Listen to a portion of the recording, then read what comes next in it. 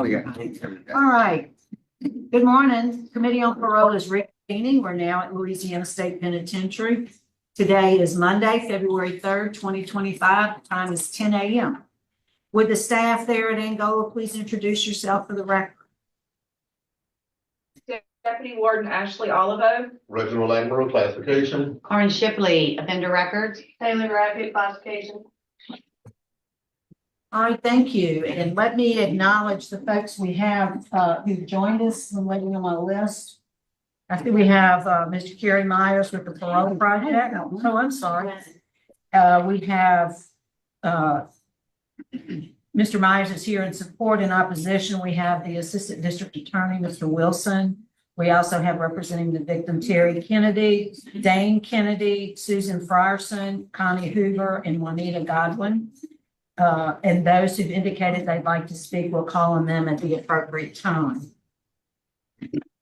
Mr. Wise, first, would you introduce yourself, sir? Tell us your name and your DOC number. Ivan Wise, 87590.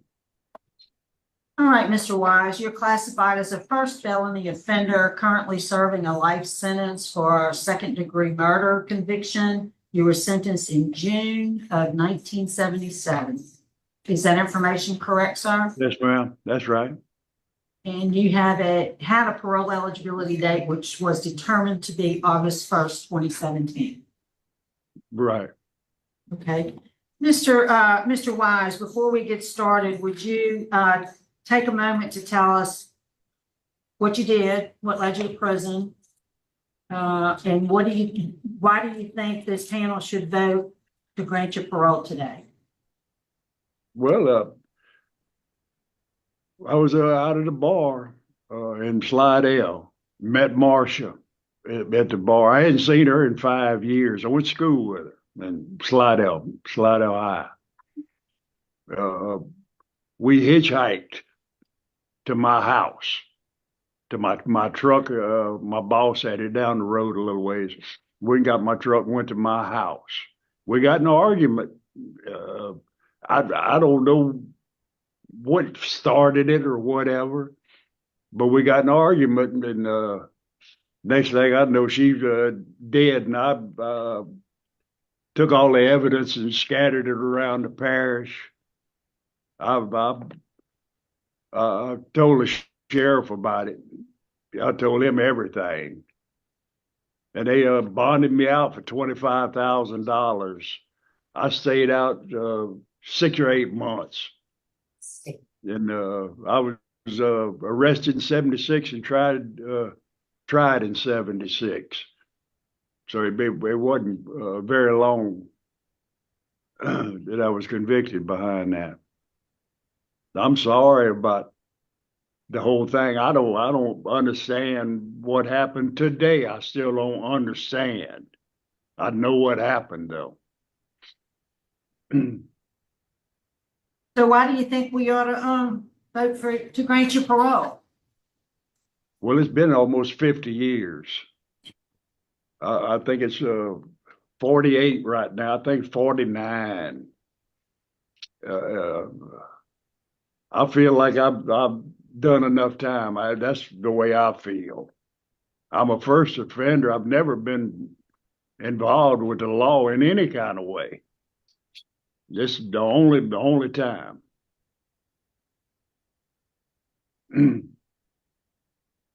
All right. Well, I tell you what. Let's hear from the warden. What can you tell us about Mr. Wise? Yes, ma'am. He is, as we stated, serving a life sentence for second-degree murder. He lives at our trustee camp, Camp F. He currently works as a tier walker at our death row area. He's had a total of 5 DV reports, with the last one being September of 2002. He has completed victim awareness, inside out deaths, thinking for a change, 100 hours, anger management, victim accountability letter training. His tiger risk is low. He hasn't enrolled in any of the vocational programs that we offer. He does have, although in the past, looking at his record, He has worked with the carpentry crew here at Angola in the past, and I did ask him why he got out of that trade per se, and he said he was just ready for a change. That's about all I can say for Mr. Wise today. Thank you, Ronaldo. We appreciate your input. Mr. Myers, could we hear from the parole project, please? Good morning, Terry Myers with Louisiana Parole Project. Here to let the board know, should this board grant Mr. Wise parole today, Parole Project is prepared to offer Mr. Wise long-term transitional housing and reentry support. I'm also here to answer any questions that the board might have. Great.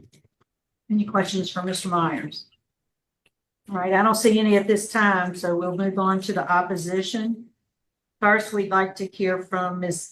Terry Kennedy. All of them, I believe, are with Mr. Wilson. So, Mr. Wilson, if you have a different order, I'll defer to you if you'd like.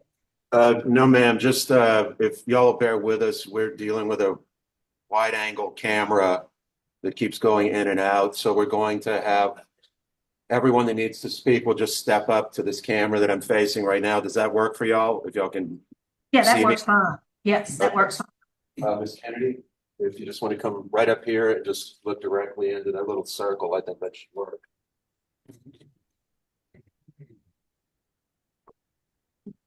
Good morning. Good morning.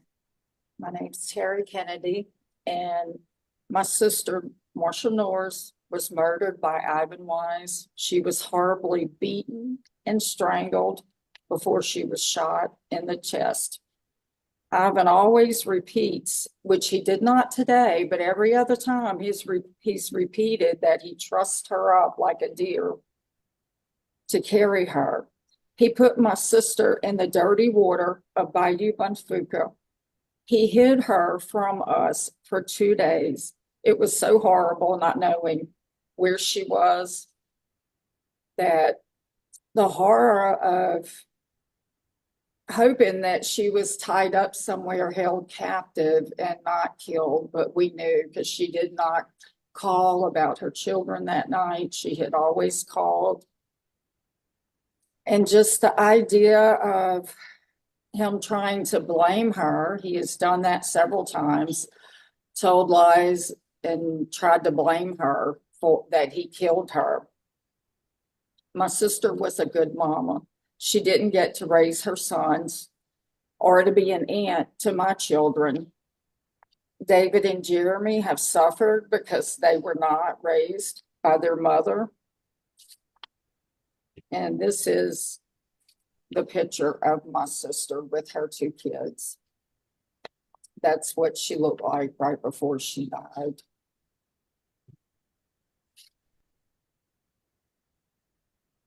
My heart has been broken every day since April 3rd, 1976.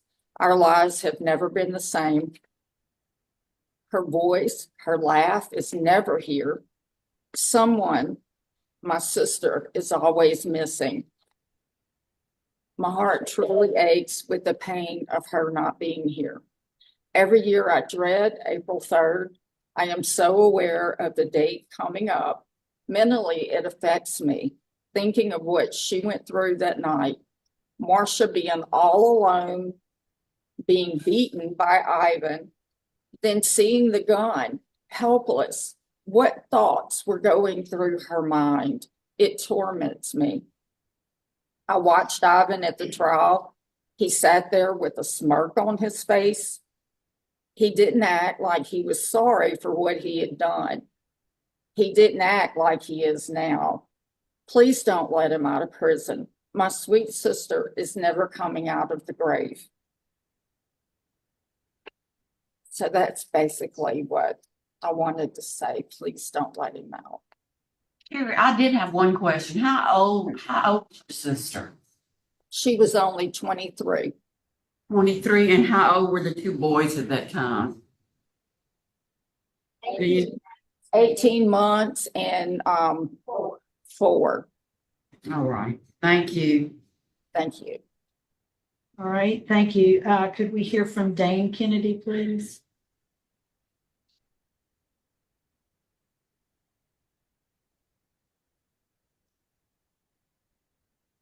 I entered this family 24 years ago. And I've seen and heard the trauma even until today. And we have to relive it every 3 years. I've watched, I've listened, I've read reports. I'm not here to speak to Ivan's case record because obviously it's right there in front of you. The criminal justice system did its job, gave him life, eligibility for parole. But even today, as I watch Ivan Wise has no remorse. He still does not take accountability. The testimonies are there historically, and still today he sat before you being a liar. Sociopathy does not go away. Thank you. Thank you, sir. And then we have Susan Frierson.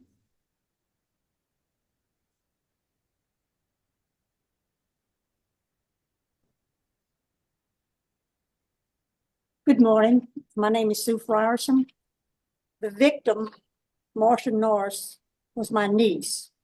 I was the person who discovered that she was missing. She didn't come home after going out with her girlfriends.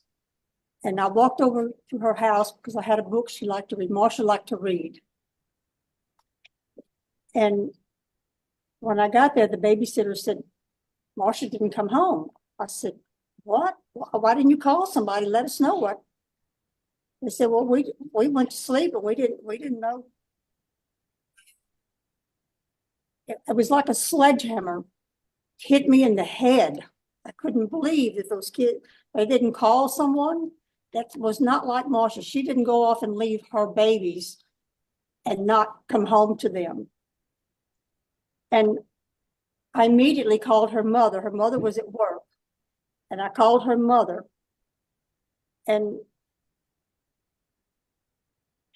it was days before her body was found. She had been shot, tossed in the bayou, tied up. This is a sad story.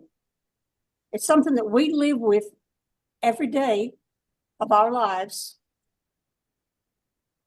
As her family, we live with this every day. This man was found guilty by a jury of his peers and sentenced to life in prison. We would like to see him say life in prison. I'm sorry we feel like this, but we miss this person. We miss Marsha. And we're having to live without her. Her boys have lived without her basically all of their lives. Thank you for hearing me. Thank you. Yes, ma'am. Thank you, Ms. Frierson. And Mr. Wilson.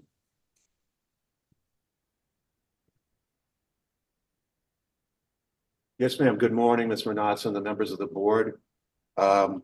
Just at the outset, I want to state that the district attorney and the district attorney's office strongly believes that the members of this board are reasonable and will see the facts as the jurors did. Now, I know that you've reviewed the record in this case to the extent that it's been prepared to you by the parole board. My comments will be brief, but I just want to read something, and this is from the packet that's been provided to you. From the trial facts, in addition to the defensive wounds, the victim had blood clots behind her eyes, which suggested she had been strangled before death. An electrical cord was tied around her neck. Wise shot Marsha as she was laying on the bridge, as evidenced by some bloodstains on the pavement. Finally, he tossed her in the water. Now, I think it's very evident. You can listen to what Mr. Wise is saying, that this was an accident, or his dismissive claim a minute ago to you offensively that, quote, the next thing I knew she was dead. That's not what happened here. You can look at the trial record and you know what happened, the same way as the jurors understood what happened in this case. He wanted something from her that she wasn't prepared to do for him. And when she didn't do it, this is the way he reacted. He savagely beat her, strangled her, then shot her through the heart and threw her body over a bridge. But for an ill-conceived and unjust window in the 1970s parole laws, this defendant wouldn't be before you today to cause further pain for the family of his victim. The district attorney asks you to cure this injustice and keep Ivan Wise exactly where he belongs for the rest of his life. He has already gotten his break. He should have received capital punishment for this abominable crime. Now, I mentioned just a second ago, and I'm going to bring it up again in closing, his own statement, next thing I knew, she was dead. That's the way he sees this. That is not the words of someone you can trust amongst law-abiding citizens. Thank you very much. Yes, sir. Thank you, Mr. Wilson. We appreciate the input from the DA's office. Mr. Wise, your case has been assigned to Mr. Tillis. Would you answer his questions, please? Was that the district attorney speaking then? That was Butch Wilson from the district attorney's office. Would you answer Mr. Tillis' questions, please? Yes, ma'am. I'd like to say something first. No, sir. You're going to answer Mr. Tillis's questions. Okay. You don't have the opportunity to rebut. Mr. Tillis. Good morning, Mr. Wise. How are you? Good morning. I heard you say at the end of your statement, opening statement, that you knew what happened. Yes. I read your case several times, and I'd like to ask just, when you guys left the bar, you were going back to your house? Yes, sir. Okay. What caused the fight? We got in an argument about children. I don't understand what we were arguing about, really. She was separated from her husband. That's what she was doing out that night. They were fixing to get a divorce and all that. So when you got back to the house, after a while, you got into an argument with her? Oh, yeah, within 10, 15 minutes. Yeah. It must have been pretty serious. Yes, sir. Can you tell me what happened? What caused it? Well, like I say, we got in an argument about children. Oh, okay. I have no more questions. I do. Mrs. Yeah, I've got some questions. You've been very flippant when you've described that really you just think you need to get out because it's your time to get out. That's really all this amounts to. You've served enough time, and what you did and how you did it and how brutal the crime is has absolutely, in your mind, nothing to do with it. It has a lot to do with it with me. Because I've read what you did to this lady, and then, she was 23 years old. She had the whole rest of her life. She had 2 little boys, which is why I asked their age, 18 months and 4 years. Chances are the 18-month-old child probably won't have a good memory of his mother. And I'm sure she was a very loving mother. And you never have mentioned in any of this stuff, victim impact. Tell me about victim impact, what you think this did. Because you didn't talk about that either. No, it hurt both their families and friends and my families and friends. It hurt everybody that was involved in the case. I understand that. That's very descriptive. In victim impact, it's not cliche, but you hear it so often without any absolute reference as to what they mean with the ripple effect. But it's also generational obliteration. I mean, for those children, their mother just dissolved that night. She just didn't come home. And then for the family, the ripple effect is, yes, she doesn't pick up the phone every day and call her sister and say, hey, I just wanted to check in on you. Those are the kind of everyday things. Mom, what you cooking today, that they're used to seeing her do. Those are the everyday things that when you talk about the ripple effect, it's also just the daily occurrences that you're used to that person doing. These children were used to a mother's hug and kisses. That when you did what you did in such a heinous way, you stole that from these children. So I didn't hear anything from you other than I need to get out because I've served my time, and there you go. that, I guess what this was a statement, because I really don't have any questions for you, because you haven't answered any questions. Any other questions?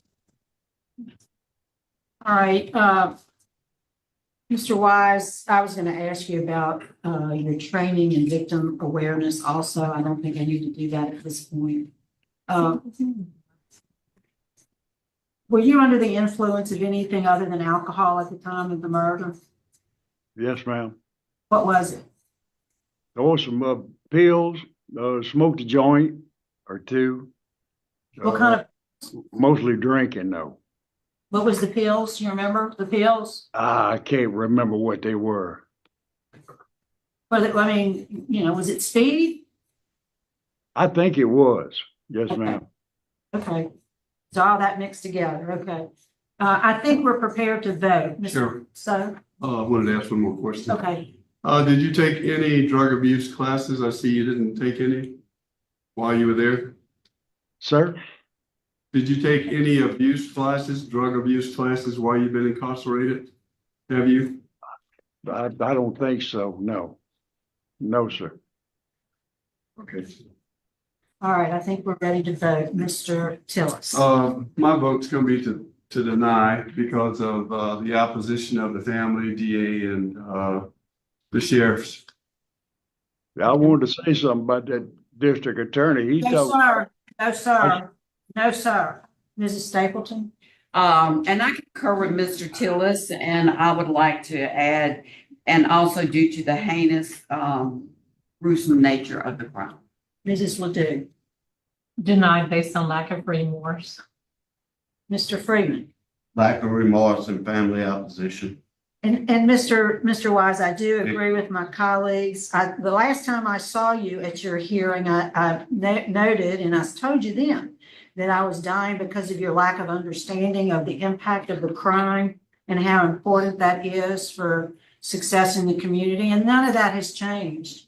So my vote today is to deny, and it has been unanimous, sir. Your application for parole has been denied.